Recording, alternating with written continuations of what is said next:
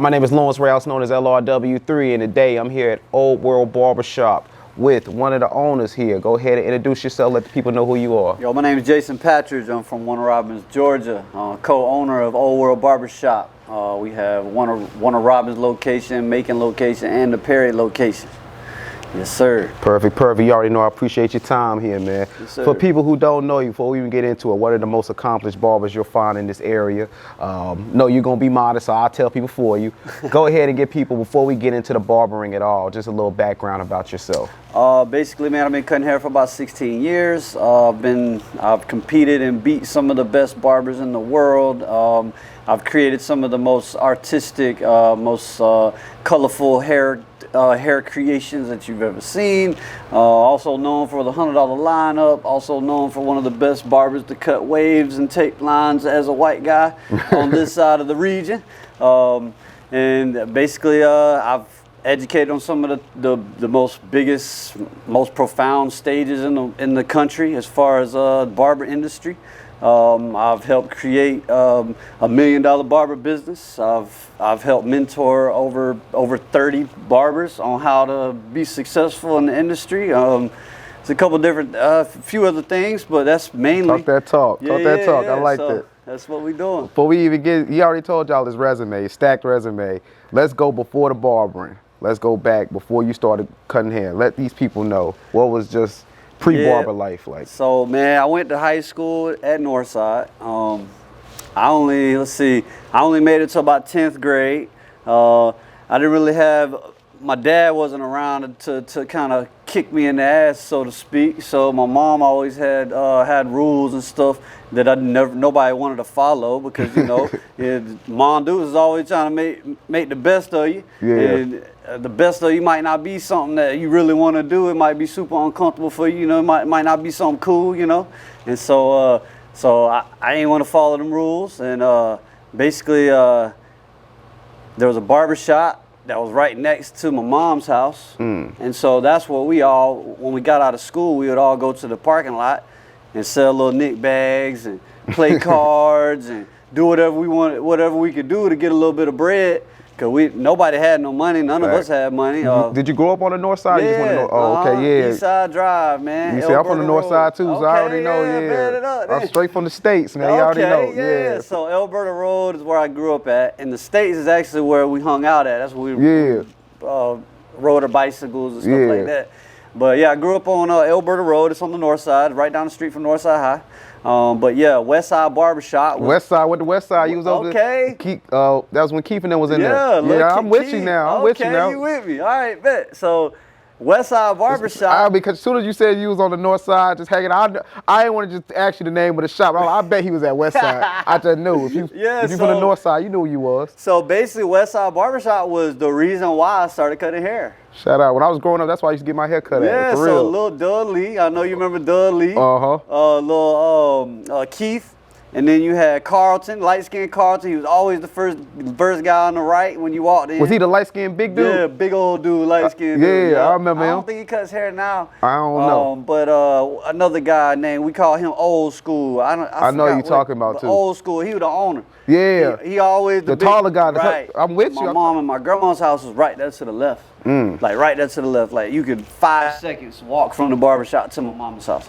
And so me and my homies, we would just go chill at the barbershop, hanging out, you know, just chilling out. And then basically one day, the Old School, he caught me in the parking lot doing some things that, you know, probably would jeopardize his business, if you will. Of course. And because, you know, we all just trying to get it. Yeah. And he come out there and be like, all right, bro, what's up, man? I need some type of percentage or something. Yeah, I need something because you using my property to get your money. Yeah. And he's like, I know you can't do that at your mama's house. She's not gonna let you allow that. And I was like, all right, cool. So I'm like, so what do you want? And he's like, oh, bro, you're gonna have to give me some money. And I was like, well, but I ain't got no money. Like, what do you mean? He's like, well, if you in my parking lot hanging out, bro, you're gonna have to, you know, you got to pay rent pretty much. Basically, I mean, to be fair, for sure. You're running a business outside of your business. I'm using his business to run my business. So yeah, I get it. And so, but at the time, you know, you're trying to press and press. You're like, bro, bro, the parking lot free, bro. Come on, man. People parking there all day. You're not even using this area, man. Like, Let me come on, man. I'm just chilling. You know what I'm saying? If anything, the people that come to see me, they coming in and get haircuts. Yeah, you know what I mean? they already was gonna be here, They man. already gonna be here. Come bro, on. So why you tripping? And so, anyways, and now that I'm at the age I'm at now, and I understand how business, all that stuff works. Now I would have done the same as that thing. I wouldn't have somebody like me in my parking lot doing that shit. But okay, so then basically he was just like, "You gonna have to give me some money off all the money you're making." And I'm like, "Well, I can't give you none. So what else can I do? Can I work? Can I like help you out, do stuff?" Because growing up, I learned how to like do stucco walls, like drywall, any type of like construction stuff, like roofing. I worked at Walmart, I worked at Pizza Hut. So I did a bunch of different things. And so I was like, well, your walls need painted in the barbershop. Can I come in there and like help you out with like a build out or something? You like help you build up the bar? He's like, well, nah, not really. He said, but you can sweep. And so I was like, all right, cool. So it went from the parking lot, from me hanging out in the parking lot, to now I'm hanging out in the barbershop. And now I'm just being a little smarter. Like, I'm still selling weed and stuff, but I'm just not doing it out in the open where old school can see what I'm doing. You see what I'm saying? And so now I'm getting the people that are actually getting their haircuts to buy weed too. So they get the haircut from the barbers, and then we be out on the side and buy the weed or the cocaine or whatever it was, you know what I mean, that they needed.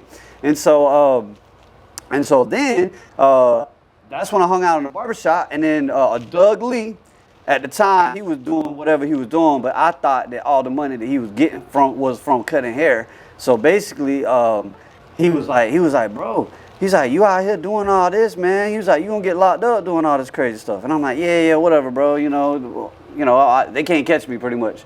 And so then I was like, you a barber, bro. You're not making no money, like, you know what I mean? Because barbering for me, it was presented to me as a retirement job.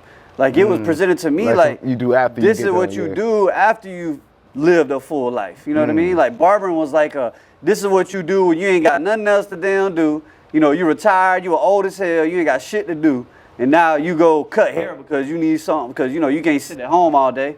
And so that's how it was presented to me. So then anytime I talked to any of my peers about cutting hair, they would always be like, yeah, he's just a barber. He just that, right? And so basically, the Doug Lee, going back to the Doug Lee story, is he was like, you got all this money. He said, but I got twice as much as you, and I don't got to look over my shoulder.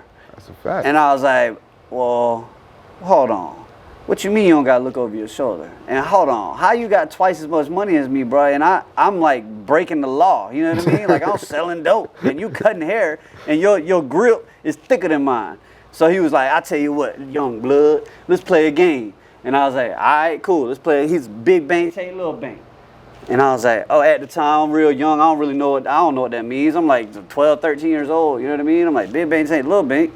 He's like, yeah, you know what that means? I said, nah. He said, you pull your wad out your pocket, and I'm gonna pull my wad out my pocket.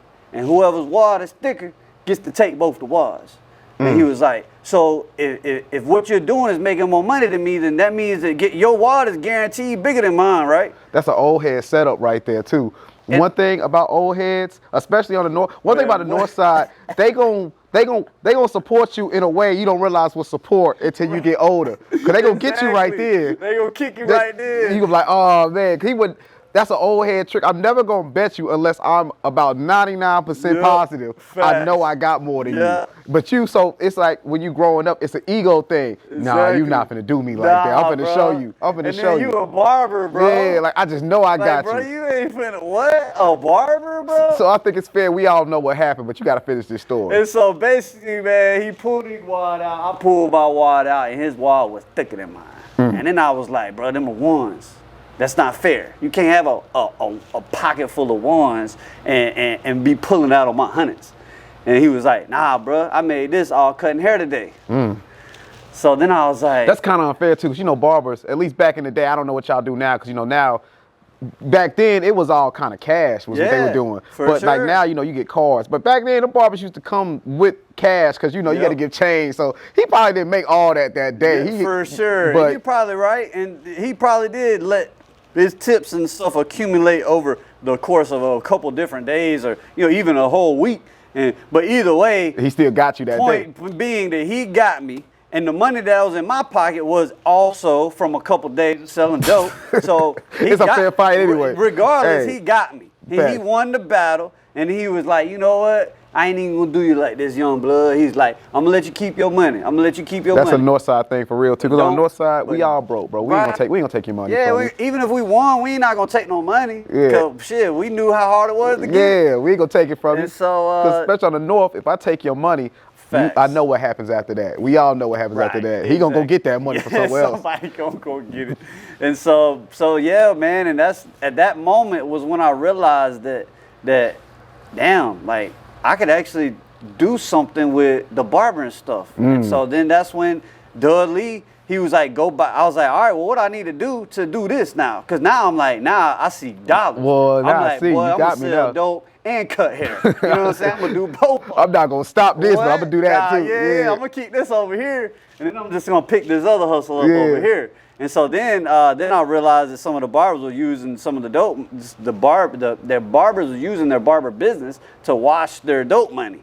And that's how they would get the dirty money. Not to self-incriminate anybody, but that's like the easiest thing. That's what it is. 'Cause you can't really. Back in the day when we were getting all this this unsaid money, this money that you can't put in the bank because the IRS is gonna need to know where it's coming from. Facts. You use these little small businesses to make your money legit. You can't tell me I didn't cut 20 heads today. How you know? Facts. You can't track that. That's how we did it, man, and that's how all the barbers did it growing up. And as I started to learn how these barbers were getting money, and now that I'm getting a little older and I'm asking more questions, now I'm realizing that, you know, these barbers is really like getting money. I'm like, facts. These boys is buying Mercedes. And that was back then. You got to think, what they was charging at that time, what, 10, 15 a cut? $10, $15, bro. Now, man, a barber won't even line you up for that, man. Don't even come in here with $10, $15. $15, and I'm not turning my clippers on. No, that's not even you can't even send me a deposit for that Facts, no more. Like, so, all right, then that's when you realize it's time to take barbering serious. At that point,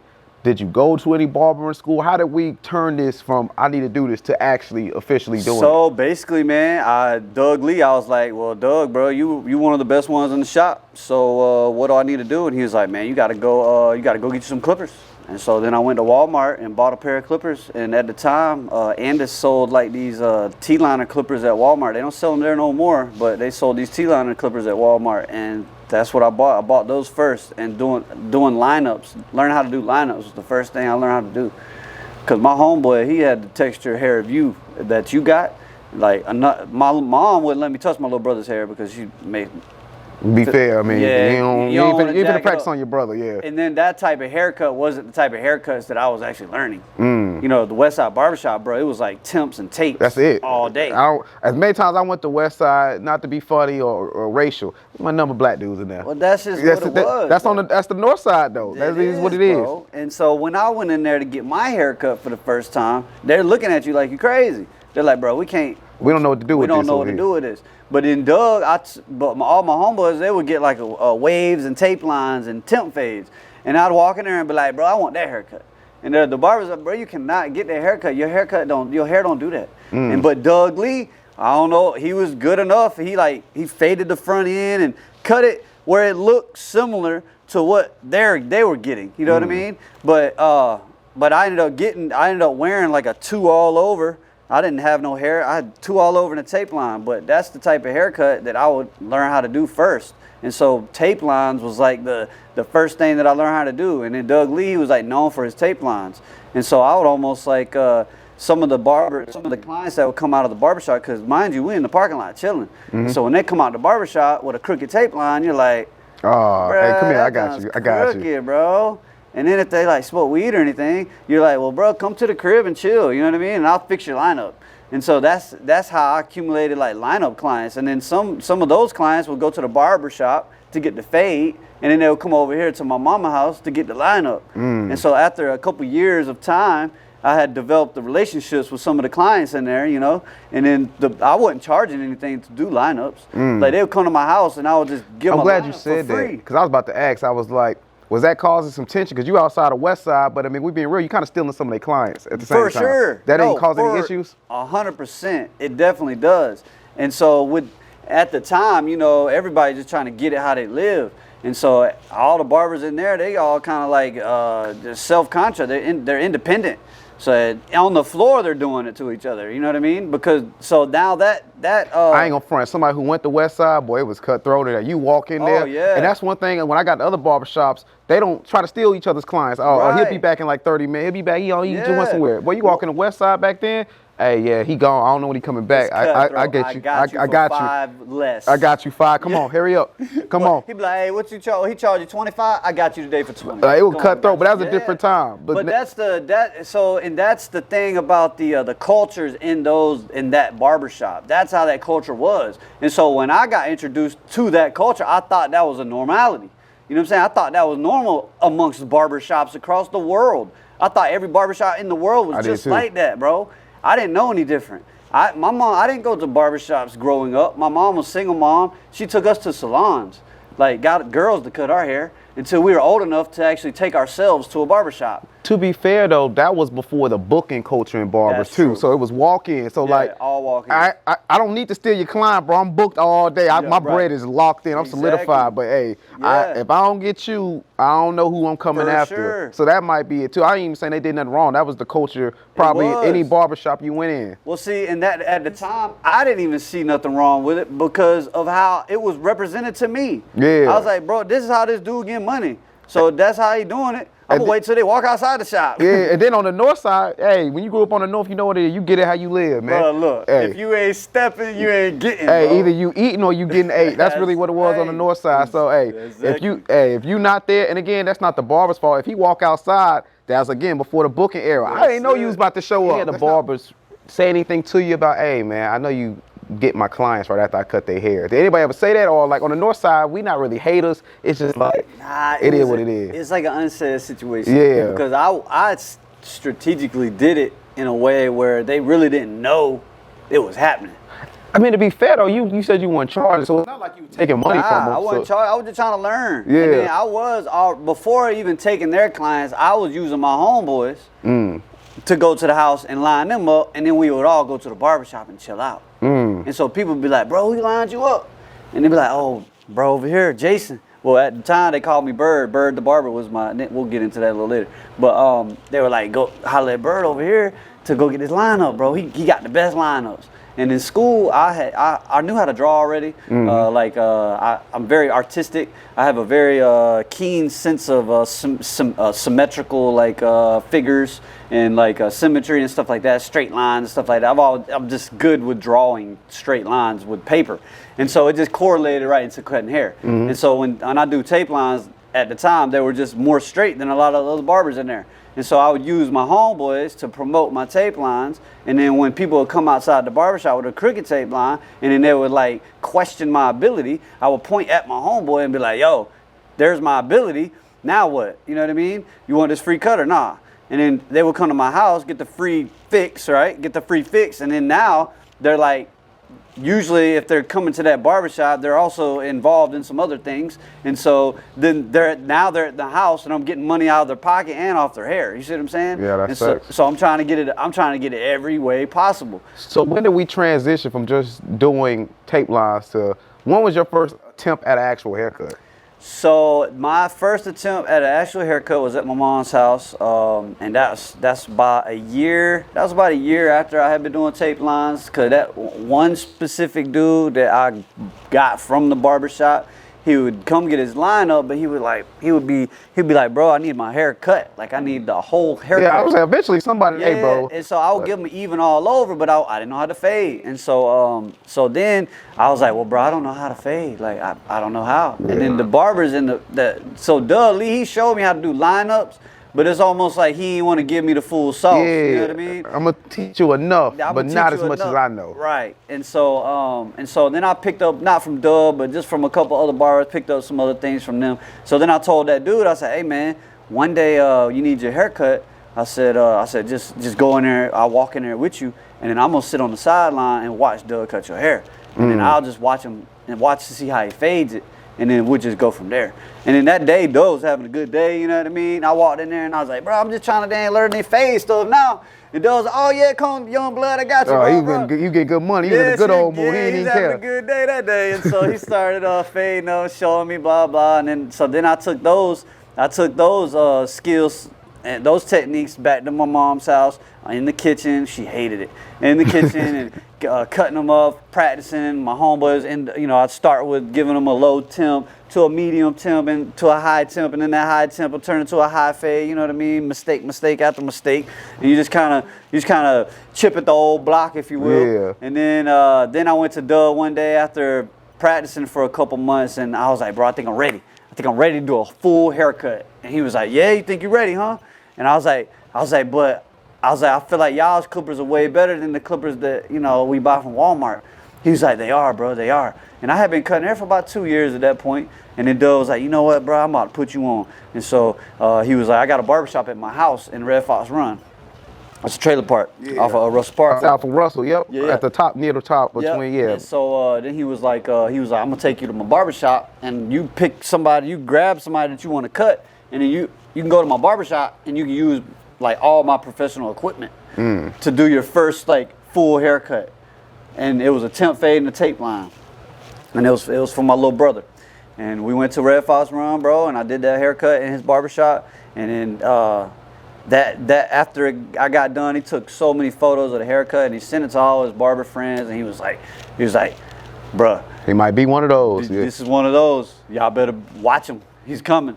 And so at the time, obviously, I had no idea like the magnitude of what it could have went. But I'm like, obviously, I felt good about accomplishing that in front of one of the best barbers in the area at the time. That's a fact. Doug was one of the best barbers, bro, hands down. That's a fact. Everybody went to West Side at that time. Bro, yes, bro. I can't even think of no other barbers shops like that at that point. It was West Side only. Again, at that age, I'm gonna keep it real too, I was young, so I didn't leave the North Side. So that's all we knew was all we knew. So it might have been another barbershop, but we didn't care. If you here, you go to the West Side. That's it. That's all it was. And so Doug Lee, man, I want to give him all the props for sure with that, the whole startup and everything, because he like put me under his wing, bro. He showed me love when a lot of people did not.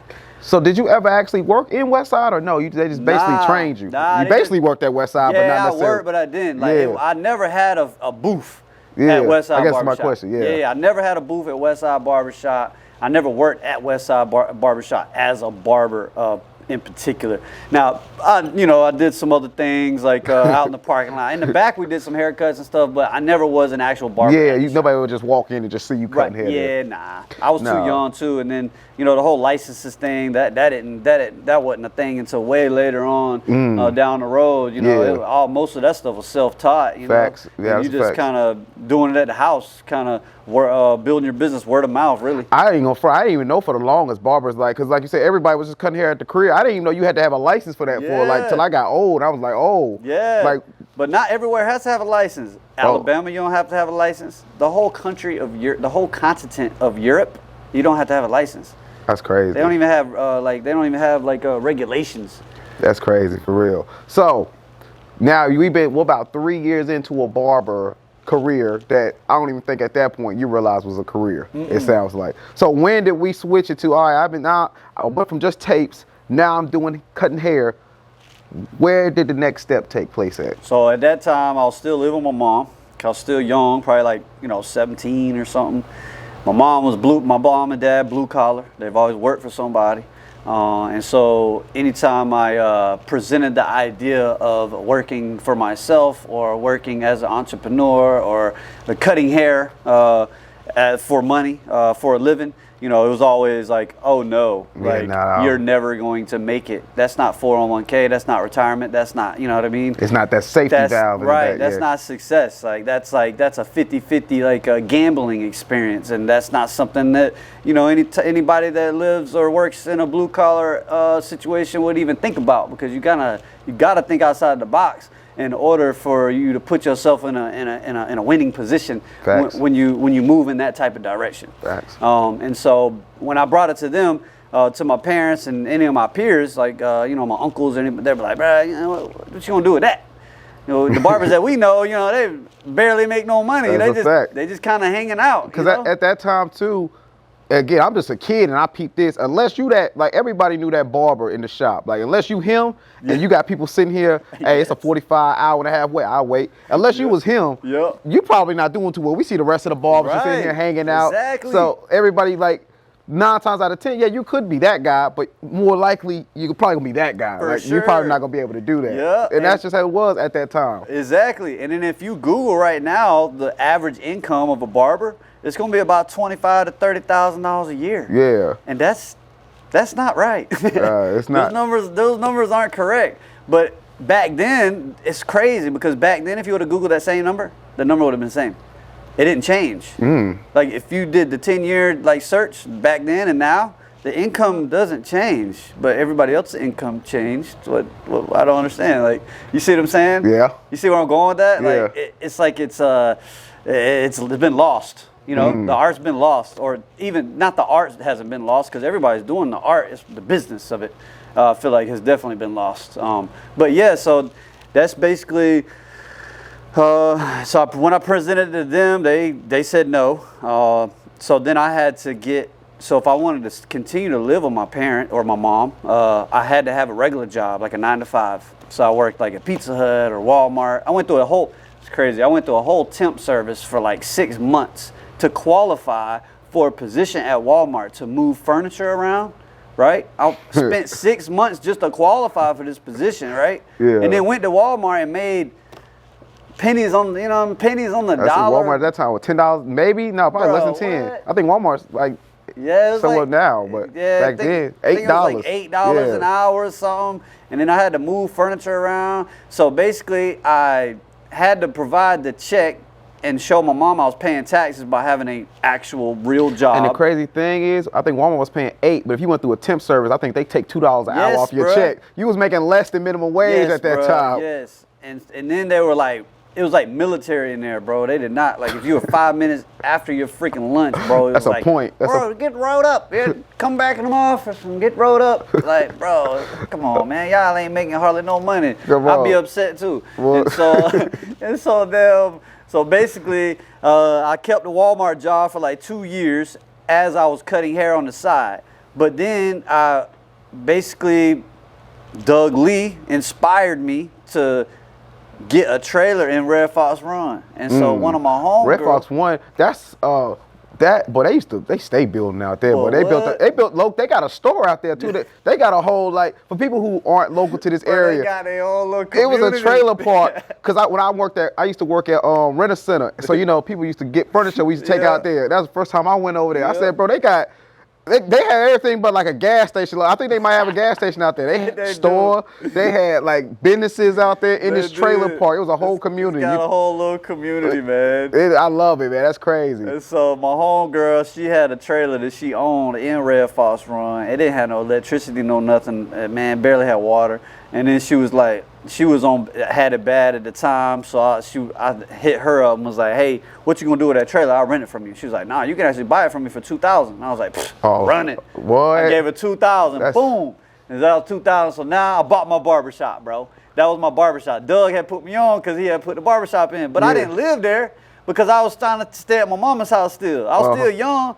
I couldn't eat, none of my name or anything was on none of that stuff. So when you bought it, did y'all do it the correct way? Because young, you just handed her $2,000. Oh, she was now no paperwork. My homegirl, we kept it in her name. Oh. Because I wasn't even like, you weren't even old enough to do the paperwork. I wasn't even old enough to do none of that stuff. And so I kept it in her name. And then we stole a Flint Energy's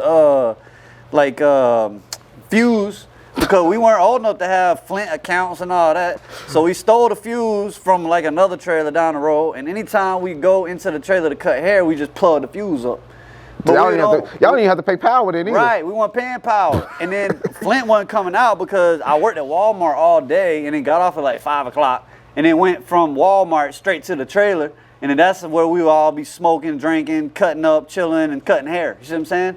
And so we'd be there like from, I don't know, 6 o'clock at night to 3 or 4 in the morning, and that was like all the when the clubs got out everybody was coming to the trailer, you know what I'm saying? And so that's where you wanted to go. Like when everything was closed, you was coming to the trailer. Ain't nothing else. Ain't nothing else to do. And then you could, in Red Fox Run, bro, it did not matter. Like you could make all the noise you Nobody wanted to, cared. They bro. not calling no Nobody police. Cared, that Nobody. whole community do not care about what's going on. That's a fact. That's one thing about Red Fox. They are not calling nobody on you. Yep. They not telling on you. And so the first full haircut, I guess, when I was with Doug, and then when I started cutting hair like on a consistent basis, that's when I started. That's when I got that trailer in Red Fox Run, and then I was working at Walmart.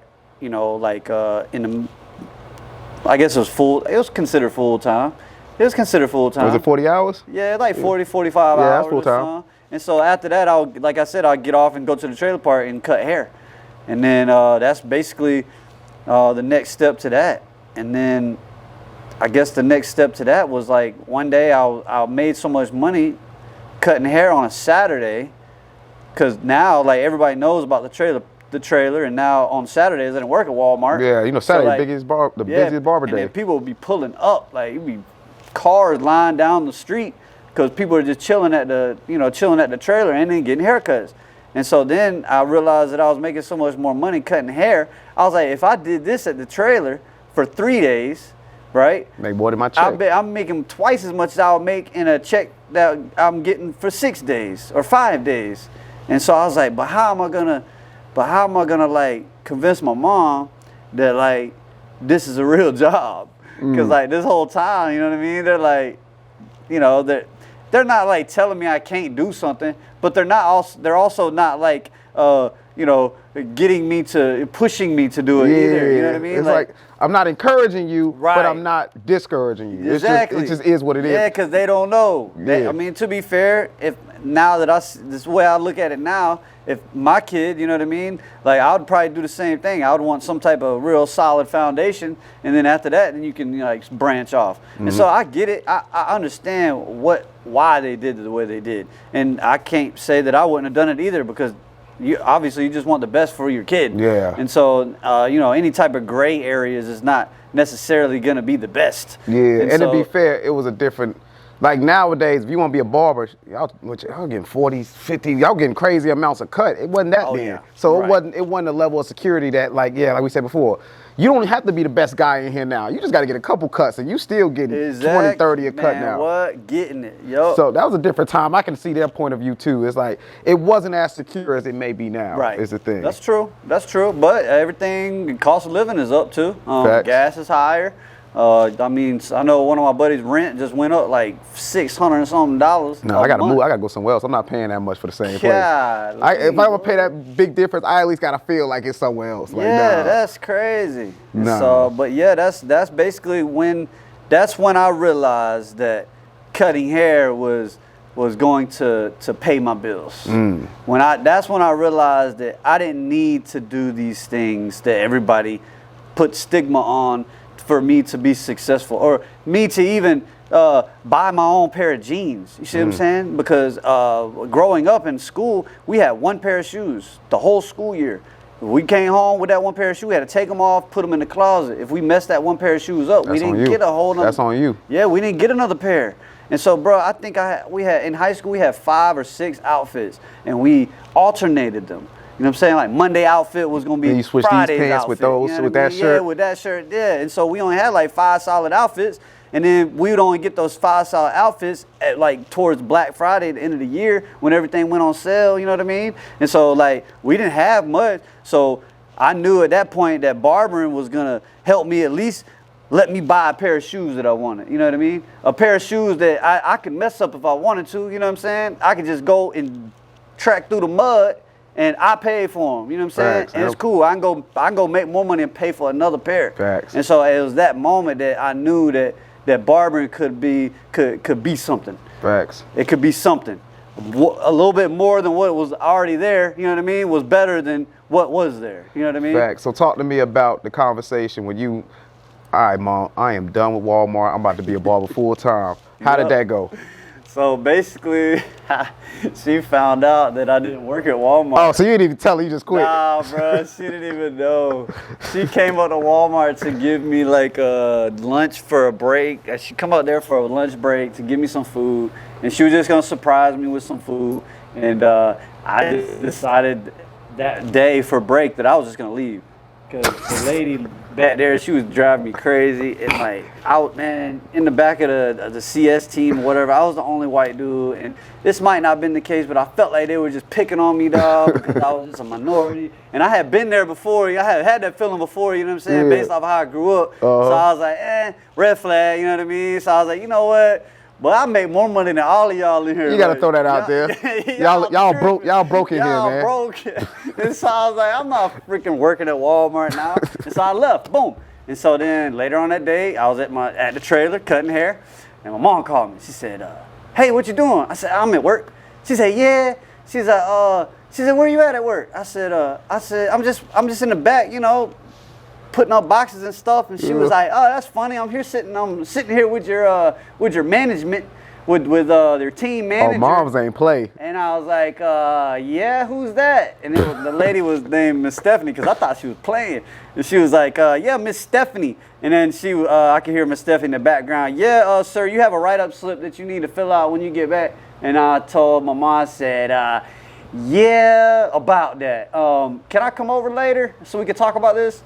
And she was like so super upset, bro. There was nothing I could say. She was like, "Oh my God, you're just like your daddy. You're just like this." I knew this was gonna happen. You're not gonna be nothing. You're gonna end up just like your uncle, just like your cousin. Blah blah blah. You know, she's super super mad. And so I'm like, just tell her I'm not coming back. And then mom hung up the phone. Did I pass that message? Yeah, man, hung up the phone. And then I went, and so mind you, my mom knew that I was like selling weed and all this stuff like before I cut hair. And so then when I went that night, I went to her house and I had $2,000 cash. Now I made this cash by cutting hair. Because by this point I wasn't really playing in the streets too much. I had a brother that got shot and killed. Rest in peace, of course. Yeah, appreciate it. And so there's a couple different things that had switched up at that time that made me kind of shy away from the streets, if you will. And so, anyways, I took that money to her and sat down at beside her on the couch and was like, "All right, here, look, I made this in a couple days." I made this in like 4 or 5 days. And Walmart was paying me this in 4 or 5 days. And I was like, and I can give you this, and I have enough money to pay all my bills, and then you can have money to pay your bills. But at the time, she's so upset that she thinks that the money's coming from somewhere that's like, you know, that's not honest. Yeah. And so, to be fair, I mean, how would you think? You know what I mean? How else would you think if you didn't know anything else, right? Yeah, and I know you did that too. On top of that, exactly. And so it's really hard to give me the benefit of the doubt at this point. But either way, you know, I just like, look, I know you don't believe me now. It's fine. I'm gonna take this $2,000. I'm gonna just set it on your table. Since you won't take it out of your hand because you think it's dirty, which is fine, cool. I'm gonna set it on your table and I'm gonna leave. And so then. So you weren't staying with her no more at this point? Nah. Oh, so why? I might be ignorant. Why'd you care there? Like, I know you was like worried because stay with her, you had to keep a job. You weren't even staying with her no more. It was just, you didn't want to let moms down. Yeah, it's just the whole, like, you wanted moms to feel like you was, you know, holding up your end of the. Yeah, I feel that. I feel that. She always pressed you to be on time, to be successful, to do these things, right? To make your bed. And so, like, when you let your mom down, bro, it's like a. It's different. It's a hit different, bro. It's like, dang. Okay, Mom, I could have done better. You know what I mean? Facts. It could have done better. And so I guess I would spend those times kind of proving to her that there was another way. Facts. And so I needed her to know that, you know, I'm out here trying to get it.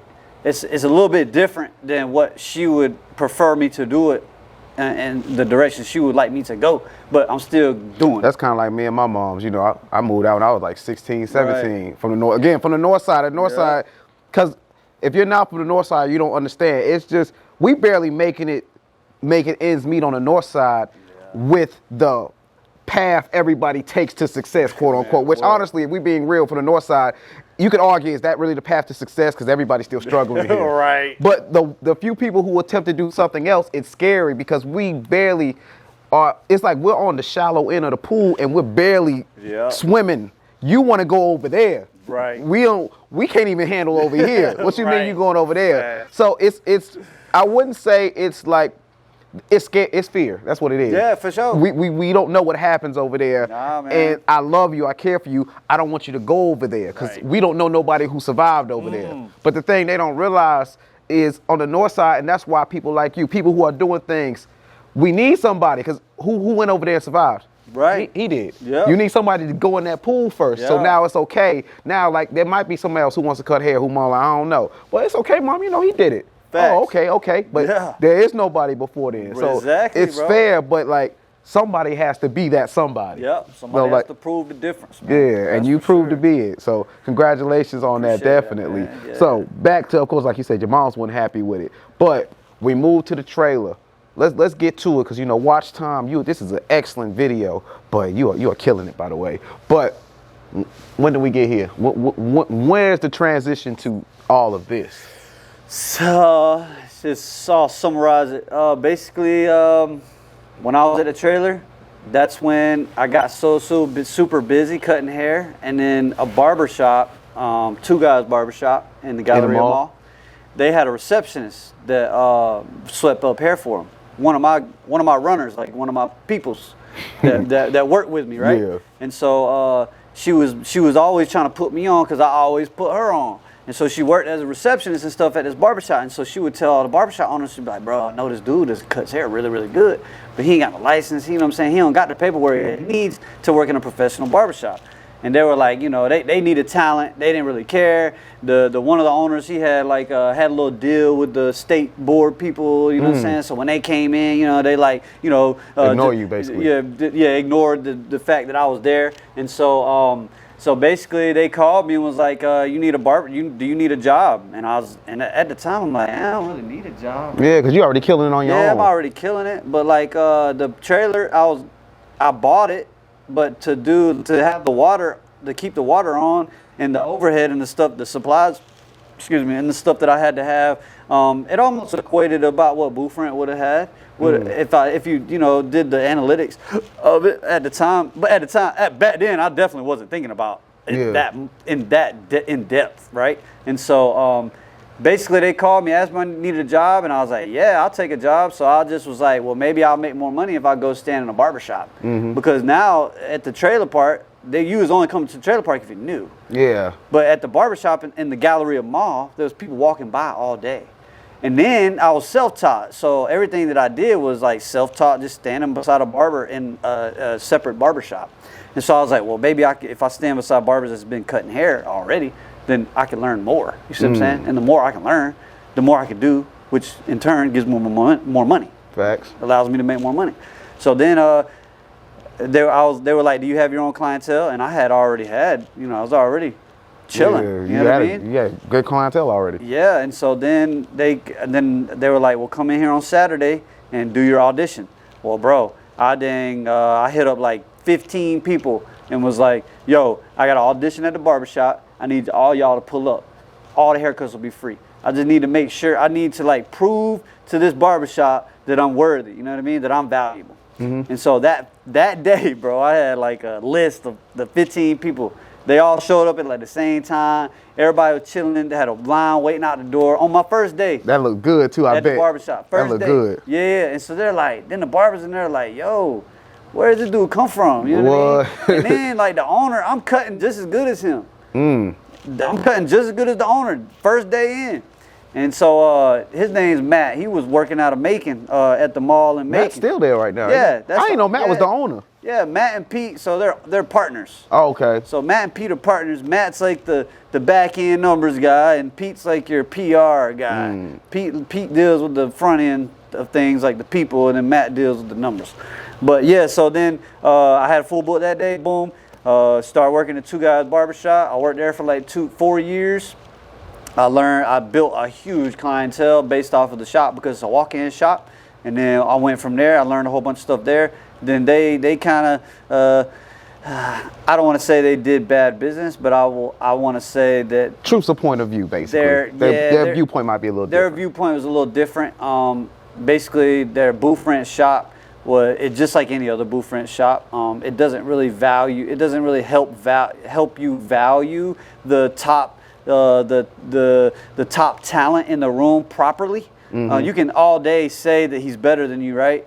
But if the numbers doesn't equate that, then how does he say that you're actually better? You see what I'm saying? Facts. And so that's the type of business model that any barbershop that has a booth rent business model is always going to end up doing something similar to that. You know what I mean? You're always going to have the top guy that's not getting what he's valued at. And he may stay there because he has some intangible things that he likes or they like or whatever the case may be.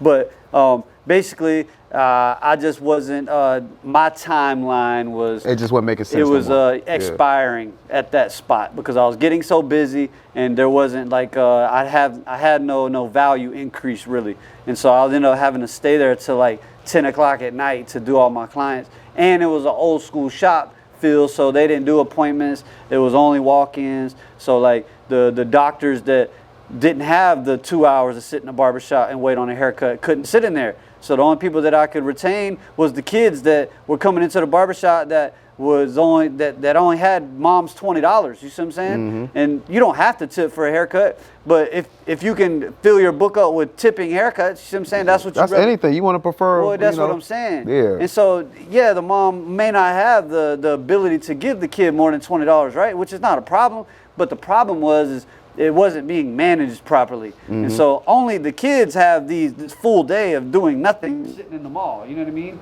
The guys that are wanting to pay you way more for way less work, they can't sit in the barbershop for 2 hours, bro. And so there was a whole lot of things that just didn't you know, the value of time. The value of time, right. And so that's when I realized, I was like, well, if they're not gonna fix this, because it's the barbershop that's like, you know, causing the issue a little bit.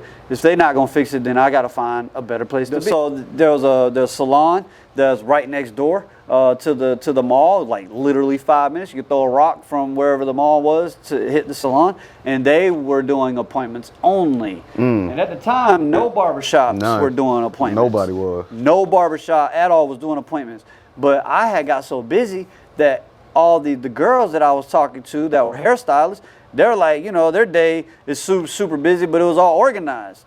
They knew exactly how much money they were making when they walked in the door. You know, every barber that I talked to, bro, I might make 800, maybe 12, depending on how long I stay. Nah, that's not organized. Nah, that's a hope. But that's a hope. That's a hustle. You know what I mean? Yeah. And so then that's when I went to the salon. It was called Glamour Salon and Spa, man. It was. Why do I remember that name so much? It was right across the street from the mall over there by El Cotia and the little there was a gym over there. I think I remember. I don't know why that name just stands out to me. I don't know. It's not there no more. It closed down when I left. But so basically I went there for organization, booking, and appointments and all that stuff. And then that's when I was working with 13 of the baddest elite hairstylists in the city. And so this is way different than barbering, you know what I mean? Like the whole I had got kind of out of barbering because of the whole how the barbershop kind of treated the business, and how at the time it looked like hairstylists were making more money than the barbers were, because the hairstylists, they didn't just have Mercedes cars driving. They had like big houses, you know, like properties, like big businesses, you know what I mean? And like these girls was making money, you know what I mean? And at the time, if you looked at it from the outside, if you took the baddest hairstylist in the city and the baddest barber in the city, yeah, she was killing them. Bro, that hairstylist got more money than that barber, bro. Facts. Hands down. Facts. You look at all the assets and everything that each one of them has.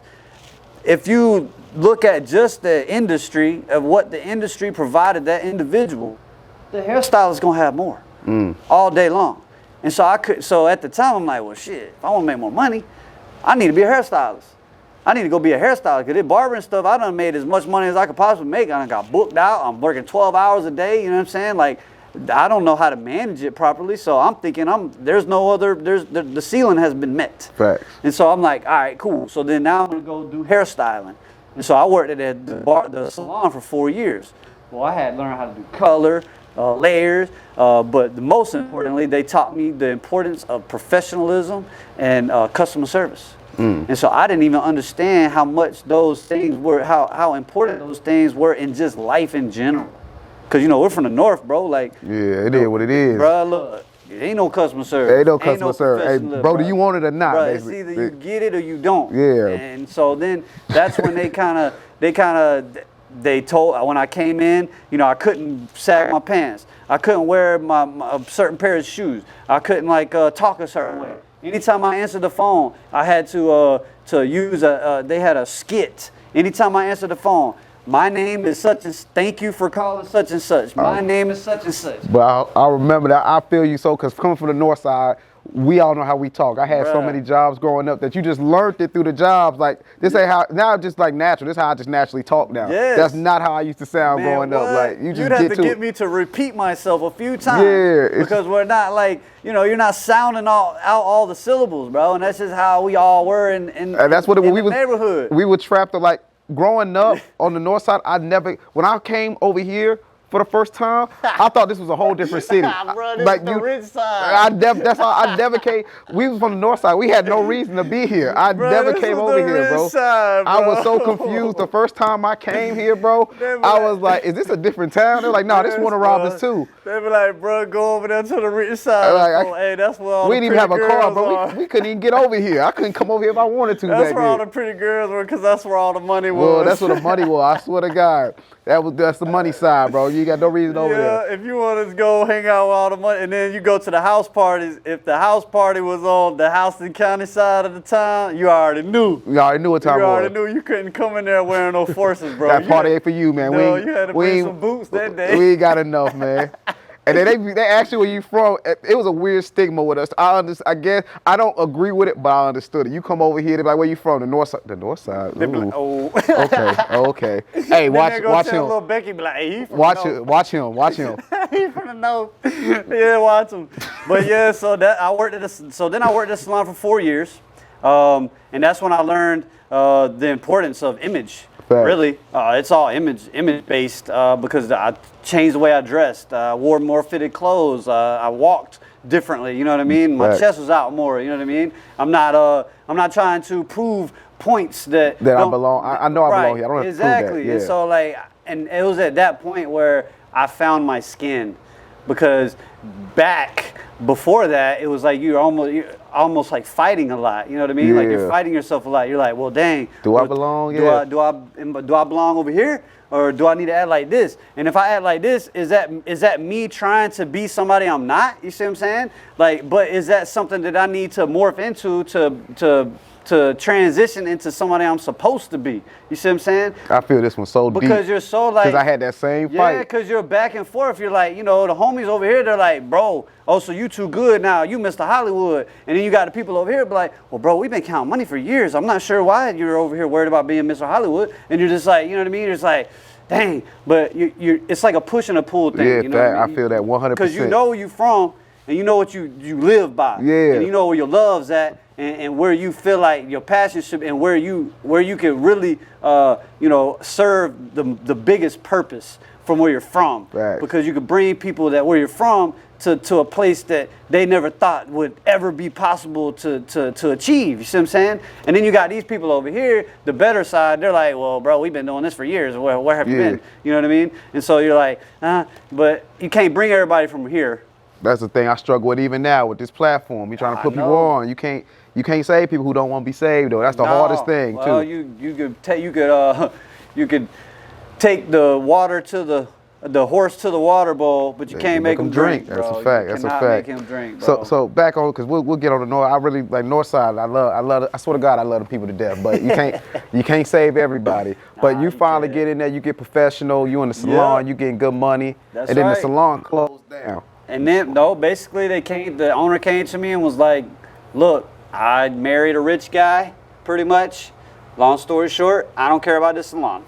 Right. And they were like, all right, well, what do you want to do with it? You're the only one still here, pretty much. Do you want to buy it from me? Or do you? And I was like, well, at the end of the day, the only reason I left the barbershop is because they just weren't treating me right. I never wanted to go to a salon, but that was the only opportunity or place that I could go that was organized with the amount of business that I had. And so I'm like, I'm like, I don't want a salon. I never wanted to be a hairstylist. Like, me being around all these girls and stuff, like, it's cool, but like after the first year, it was like, you know, I could have left it. You know what I mean? It just wasn't me. And like the girls would always make sly comments about how, you know, like, you just don't seem like you want to be a hairstylist. It's like barbering is your thing. And so, anyways, she came to me, offered me to buy it. I said no, I denied it. Well, right before she came to me, Steve Putman, shout out Steve. Shout out to Steve Putman, founder of Olde World Barbershop. He basically came and got his haircut from me and told me his ideas. And I told him he was crazy as shit. And I told him that there's no way he's gonna ever make that fucking work. And because based off of how the city is already kind of has a real defined line through. That's a fact. Like we just said, segregated line. You didn't leave the north side. You didn't leave this side of town. Yes, bro. And so there's a segregated line through the industry, and so the ideas that he had was it's just crazy. I appreciate, for the people who have not seen the Steven video, he was this is gonna be a millionaire mindset also, by the way. I don't know how Olde World managed to have 2 of the 5 videos, but it's crazy because if you watch his, this completely lines up with what he was saying on yours. You all were doing the exact same thing on the opposite sides of town, is what it sounds like. That's it. And when he came and got his haircut, man, he told me his ideas on what he was going to do and how he was going to blend all the races and all the sexes, and he was going to blend it all on one floor. Which is an excellent idea. It just didn't seem possible. Bro, it did not seem possible because where I come from, bro, that wasn't happening. That was not happening. You was not finna do that whatsoever, at bro. All. And nah, you finna come in there and they were gonna hit you, bro. You was finna get drug on the floor. And so anyways, he gave me the idea. I was like, you know what? If you can pull it off, bro, it'll be great. But do I think you will? No, I do not think you'll pull it off because to be fair, I'm very small-minded based off of where I come from. That's what we know is what we know. That's all I knew. And so I got a white dude sitting in my chair, a dainty white dude sitting in my chair, you know what I mean? And he don't really seem like he been, you know, like he just don't got too much flavor, you know what I mean? I don't really know him too well. Yeah. And I'm looking at him like he got a pompadour haircut, you know what I mean? He's wearing like, you know, some regular clothes. And so like, I'm just looking at like his image and everything, you know what I mean? It doesn't line up with what he's saying. Yeah. And so I'm like, you know, at the time, these statements that I just made is based off of very small-minded and ignorant thoughts that you'll have by looking at somebody's appearance, and that was just ignorant of me to. That's like we said, to be fair, you know what you know, bro. And so, knowing what I knew then, having that man sitting in my chair, it was crazy to me. But I said, if you can pull it off, it'll happen. So boom, he opened the shop. Well, he asked me if I would come open the shop with him. I wasn't willing to take the plunge because I would have had to take a money cut, you know, of a substantial amount of money to help him open the shop, and I just wasn't willing. I didn't know him. I didn't want to take the risk, and so boom, he opened the shop. It was open for about 6 months as I worked at the salon.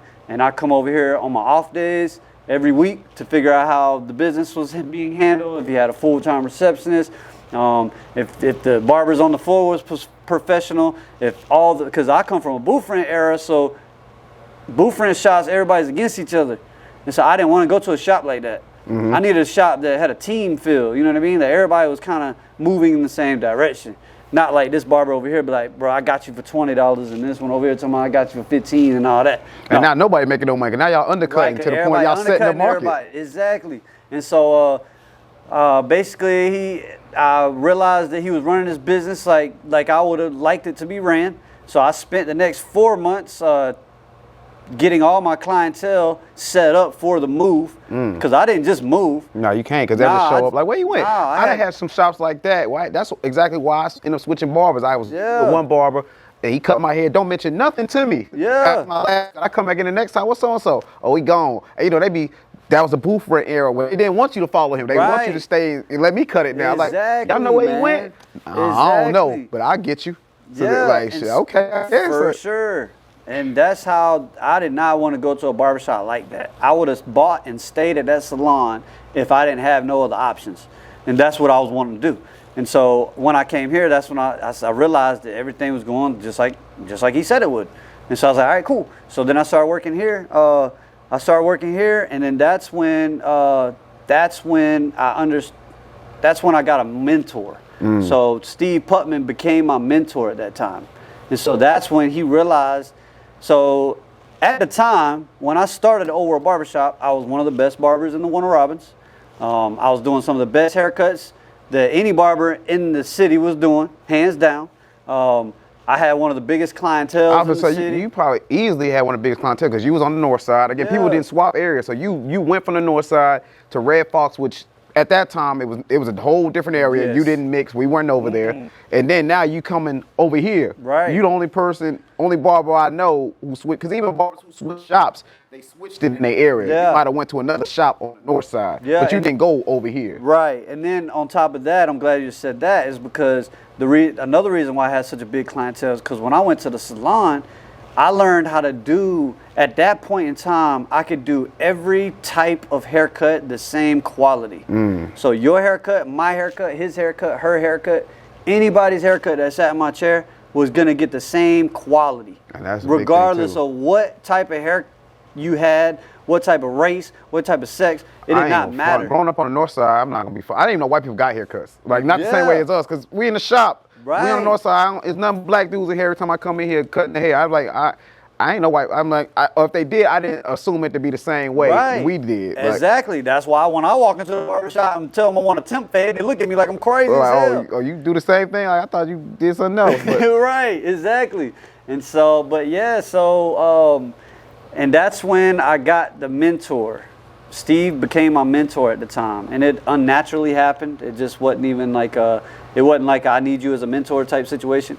But basically, when I got on this floor, that's when I realized how much faster I was than normal barbers. And I didn't realize how fast I was until I got around other barbers. And the only reason I was so fast is because I sought out education on my own to learn from the barber at the time that was doing the best fades in the world, and the barber that was doing the fastest fades in the world. And I took both of those techniques and blended them together and made my own. Yeah. And then stuck to that technique for like a year and a half, and then boom. Now I have like a money-making machine. You know, I'm doing haircuts in half the time and third of the time. The more haircuts you can do, the more money you can make. You see what I'm saying? So I never once competed against anybody. I was competing against myself. You didn't have to. I wanted to do more haircuts the next day on my own. Like, I didn't care about what everybody else was doing around me. So, but at the salon, I had no comparison because I was the only dude there. All the other girls, they were doing hair. I was barbering. And so when I got to this floor is when I realized how much faster I was. Facts. When I went around these barbers. And that's when Steve realized how much faster I was. And he was like, well, shit, bro, you need to compete. And that's when you got into competitions and stuff. At the time, I didn't know what the hell this competition was. I didn't even know till I like started seeing y'all. I didn't know people had competitions for barber. I didn't know about competitions. I never heard about it. And he was like, bro, go do a competition. And they had like done all this Facebook arguing and stuff. Because some of the barbers that I grew up with from the north, they cut hair now. You know, and we all got to arguing on Facebook about who's the best and blah, blah, blah, blah. And so Steve, he jumps in there and he's like, my boy's better than all y'all. He didn't know at the time that all the people that he was arguing with were all the boys that I used to run with back in the day. And so they're like, he don't understand like the wording that they're using is very disrespectful to him. He don't even understand what they say. He don't even understand like that, like the way they're like talking to him. They're being super disrespectful, but that's how we would always talk to each other, you know, as barbers and stuff. And so, anyways, they got to arguing, and he came to me and was like, bro, you got to battle this dude. There's a competition at Club Oceans on the north side of town at Davis. And that's before Oceans burnt down. I don't know if you know about Oceans, yeah. And so they had a little competition there. I didn't know they were doing barber competitions there. It was called Hair Slayers 2016, I think. Hair Slayers. But it was like it was one of the first competitions here in Warner Robins. It was like a dual competition. It was hairstylists and barbers. It was pretty cool. But anyways, he was like, you need to go battle them. And at the time, I'm like, bro, I don't need to battle nobody. I don't care. Like, I know how good I am, bro. I only got this good so I can make as much money as I can possibly make. Right. I don't really care about going out here and proving this. Yeah, who cares? I don't care about that. You know what I mean? We did all that banging and stuff back in the day. So I'm like, this competition stuff, it correlates to how you treated things back in the day. So I'm like, I don't really care about that. That's kind of like how I was like battle rap. Like, I don't want to battle rap. Like, I done got paid off music. I don't want to do this no more. Right. I'm not going back to that. Exactly. And so then he basically was like, well, what do I got to do for you to go compete? And I was like, well, I felt like it was like an ego thing. I was like, man, what we doing? Like, okay, when I prove I'm better than him, now what? You know what I mean? What's the point of all of this? And then he came to me, he was like, look, this is all I need you to do. He said, I need a year of yes. And at the time, I had no idea what that meant. And now I understand now. But basically a year of yes. Like if I ask you to do something, you know, you're just going to say yes. And I was like, yeah, but these competitions, I just don't feel, it doesn't make sense for me. And so basically he had to sponsor me for these competitions. Like he paid me. Like every time I brought a trophy home to the house, you know, I get free booth rent. I wouldn't have to pay booth rent for that week. So he was like, you know, incentivizing me to go do these competitions now. But when I did the first competition, so before I barbered, well, while I barbered, early on, like right out of high school, I competed MMA, mixed martial arts. I trained under American Top Team. And then I raced motocross and ATVs and stuff. Just doing everything. So like competition is like what I love competing on any level. You know what I mean? And I'm just a competitor mind. I just have a competitive mindset. And so, so basically, that first competition that I did, it was like I tasted blood because I won that competition. I won that competition at Club Oceans against some of the best barbers in the city. But we all had already knew each other, and it was super cool to stand on stage with all. Anyways, I did that competition, got a taste of blood, then went to Macon. Did a competition in Macon. It's called Pro Beauty. Won that one. Got taste of more blood, and I'm like, now I get free booth rent every time I win. Boom, boom, cool. And I love competing, so it's exciting at the same time. And then, so then I went from Macon, then I went to Atlanta, and Atlanta was the first international competition I did. That's when I beat some of the top celebrity barbers in the country, like Usher's barber. I beat him. Cali Cuts, Mo. He's Bun B's barber down in Miami. It was a couple different celebrity barbers in there that you know had some nice accolades that I beat them. Anyways, I did that and found some of the other top competitions in the country, like Connecticut and then Vegas. So I basically went to the biggest top competitions that were for barbers in the country. And the best one was Connecticut Barber Expo, CT Barber Expo, and when you win that main event, you're basically deemed the best barber in the nation. And so me and Ashley Davis, she's in Perry now, we did that competition. Basically, it's best of both worlds. You just get a cosmetologist and barber, and you come up with the creation of a haircut. Everybody got the same time. Anyway, that was like the highlight. So that's when 2018 I was deemed best barber in the nation from winning that main event. And so that's when I realized that, you know, I really had something. And this is the ring to actually win. Oh, y'all won rings for that? Yeah, it's a diamond ring, real ruby and everything. Yeah, it's got some shears on it. It says, oh, that's fire. Best Barber Champion 2018. They bet out here winning rings. But yeah, man. And so we did that, and I had basically won and beat some of the top talent in the country, or in the world, really, because there's people coming from Brazil, coming from Canada, Europe, all over the place, coming to that main event that I won. And so then that's when I was like, well, shoot, I was trying to get picked up. And so that's when I got sponsored. I got sponsored by several different companies. I got featured on a bunch of famous YouTube channels. 360 Jeezy, he's a famous YouTuber. I actually flew out and cut his hair on his YouTube. And basically we met each other in Orlando. And I asked him, it's funny, this goes back to the whole North thing. I asked him if I could cut his hair. But he's from the West Coast, California. And like there's the lines are super segregated there. Like there's no such thing as white folks cutting black folks' hair. Yeah. Like it's not common. It's not a common thing. And so when I asked him about if I cut his hair, he told me no. And I was like, why? I knew why. I just wanted him to say it. Yeah. I want him to say like, you're white. You can't cut my hair because you're white. And that's what I wanted him to say. And so I was like, why? But he, you know, he's not gonna say that because he don't want to be disrespectful. Because he don't really know who I am. You know what I mean? I'm not gonna take disrespect from it. It is what it is, bro. It's been like that my whole life, and so I don't care. And so anyway, I ended up persuading him to do it, and then he was like, well, if you do my haircut, I got to videotape every step, because he was trying to like bluff me, because he was like, well, if you mess up, bro, I'm finna post it and the whole world's gonna see it. And I was like, good, that works for me anyway. Good promotion. Yeah, and so I flew out there and cut his hair on YouTube, and he posted it up. It did like 1 million views or whatever. That's fire. And then he on YouTube, he said that I gave him the best haircut he ever had, and it's still the best haircut he's ever had, and that was like 3 years ago. That's fire. And so, and you are a celebrity barber, but you like to not say you are. Why is that? So celebrity barber to me could mean a few different things. You know, when you think about celebrity in general, right? What is a celebrity? A celebrity is somebody that a lot of people know. You know what I mean? Somebody that has a huge following. You know what I mean? Like celebrity is somebody that you would see walking in the like Walmart, and like a lot of people would stop them to take photos and stuff like that, right? And so we all understand what a celebrity is. But when you talk about celebrity barbering, I feel like it's two different categories. You have the celebrity barber that actually cuts celebrities. You know what I mean? He goes and does studio calls for celebrities.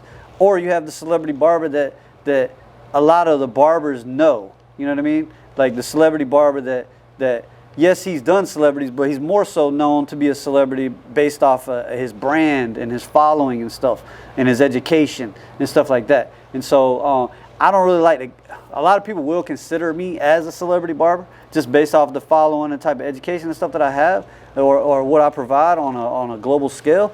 But I don't know.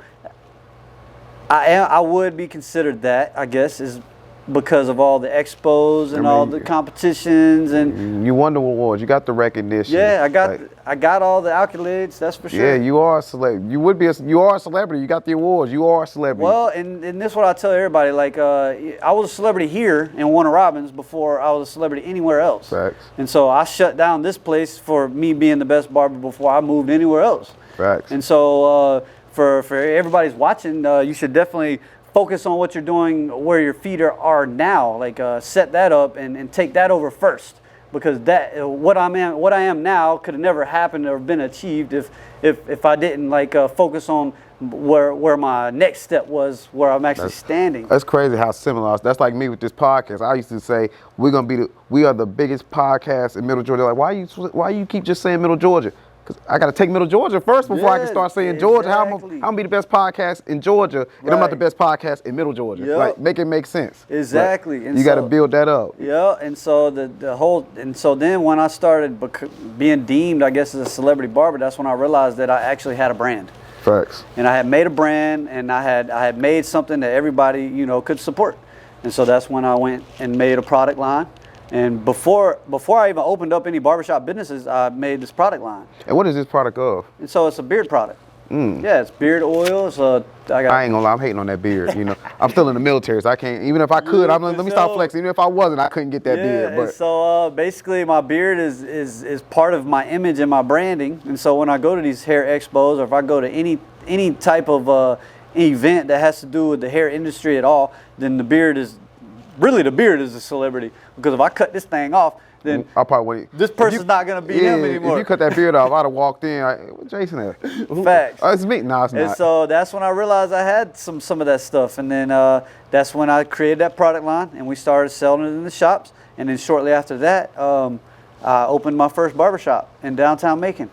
Yeah, you got a nice one too. I haven't been there personally, but it look real good in there. Yeah, man, I appreciate it. We work hard, man, and that's basically the vibe that we have up in downtown Macon is based off of the salon experience. Because it's not. I could tell. It looks like it's a little bit more up salon. It looks upscale. Salon. Yeah. It's just a little bit nicer, a little bit more straight. It's not set up like a barbershop would be. No, it's not. But and then our store, Perry store, it's like a mixture of the two. It's like a mixture of this and the one in Macon. But yeah, so then I opened up my first barbershop, and let's see, it's been open for about a year now. And then opened up my second barbershop within that year. And then now both of the shops, they don't need me to be there. And no, y'all killing it. Y'all killing it. So I would also like to add in, like, if you open up a business, like whatever business you open up, like, it should be able to run itself. I sat down with somebody, I want to say it was my man Trey who said this.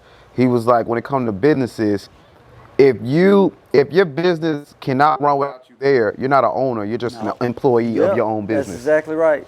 That's exactly right. And a lot of people try to argue that point because they have a lot of passion and feelings and involved in what they're doing for their business, which that's different. You should figure out how to separate the two. You got to separate the two. You got to. Ain't nothing wrong with you. There's a difference between you're just involved all the time because you want to be, and you're involved all the time because you need to be, or this is not going to work. That's a different thing. Yep. Because that's still you being there because you want to. They could just be, like you said, if you're at the shop every day because you just want to be at the shop, that's cool. But if you decide, I don't want to go the next 3 days. Yeah, for sure. They're not going to, there's not going to be a drop off. Exactly.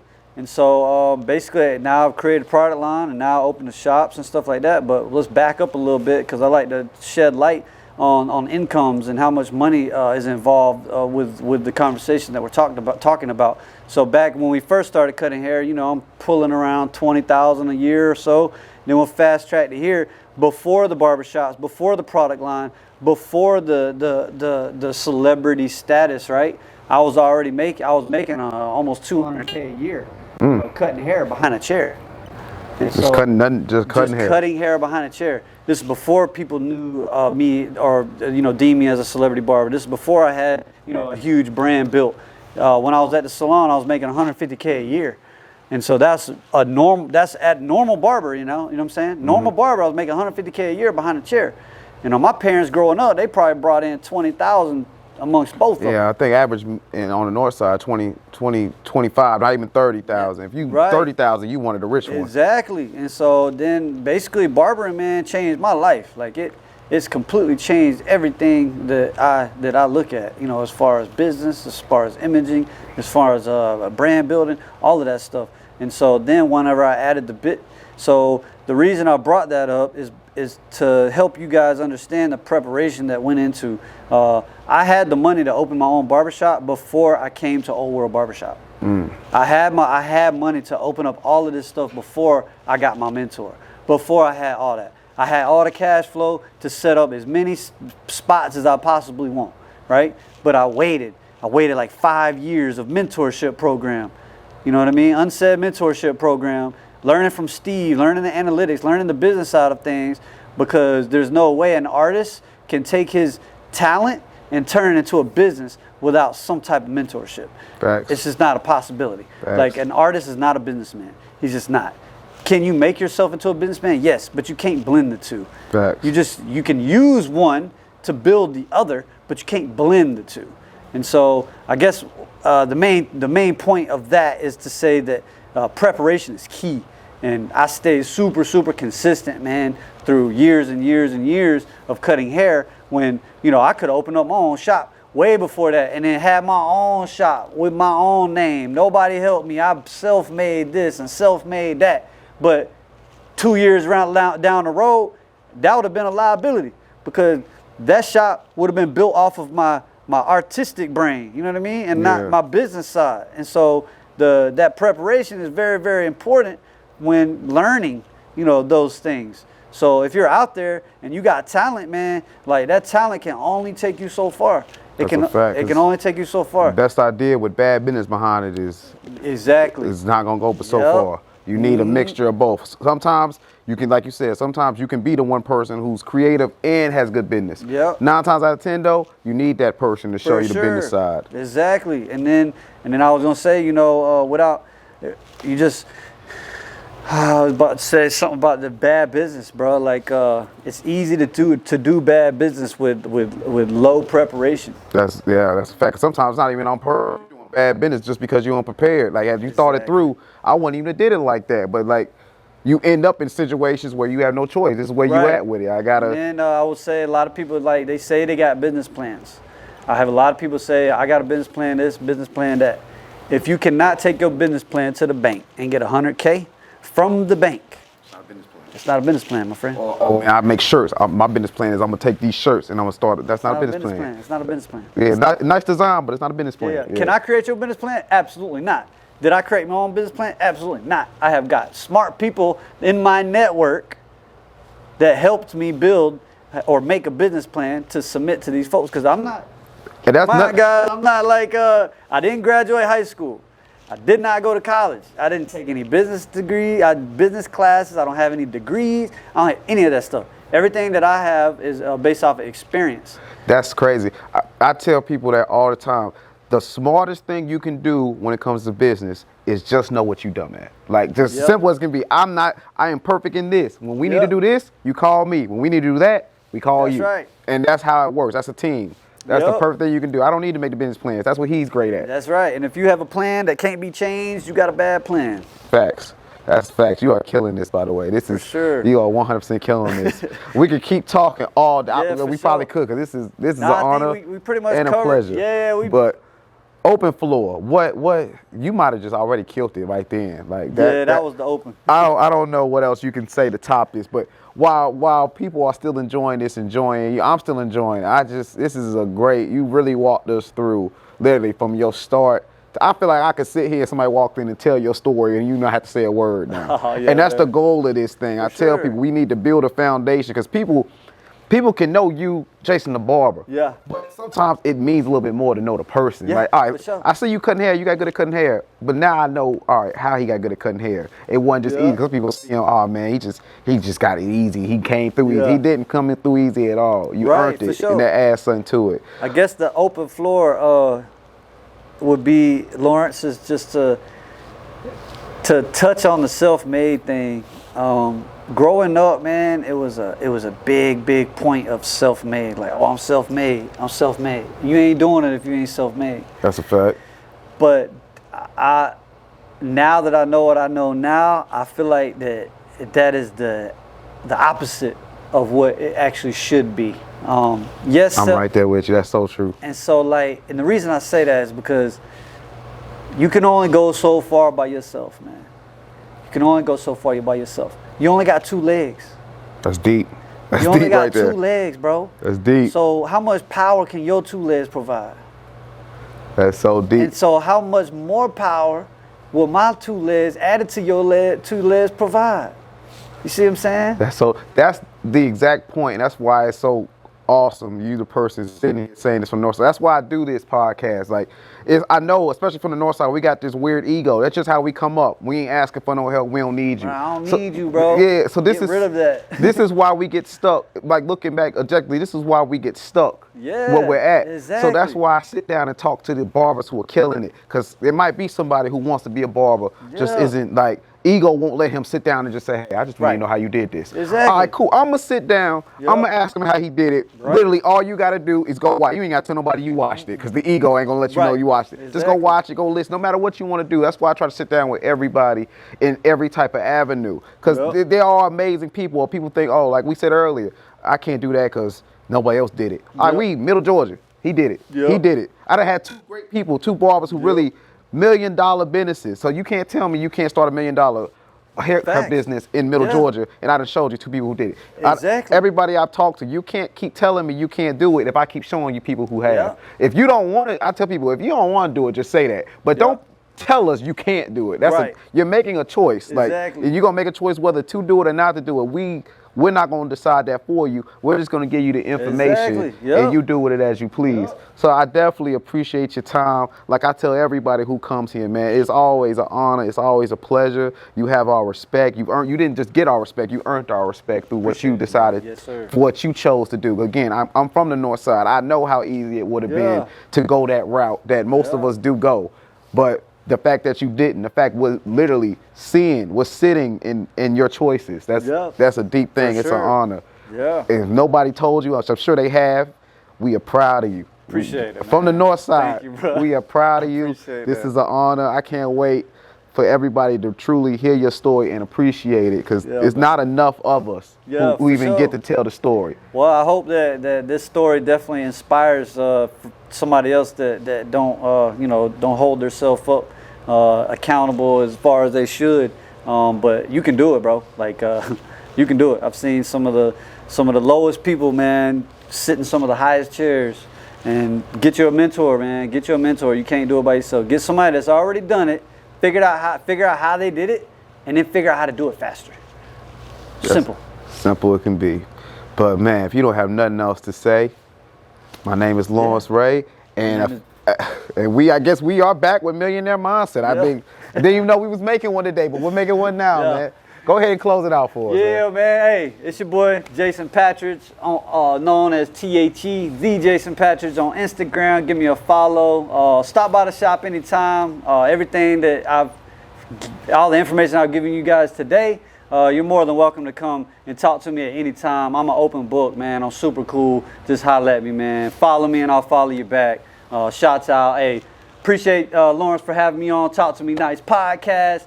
What he's doing for the community, man, is huge. We appreciate you, my friend. Hope you know that we definitely appreciate you and all the viewers, I'm sure. So, man, that's love, man. Yeah, all love, it's nothing without people like you, man. For sure. We are done.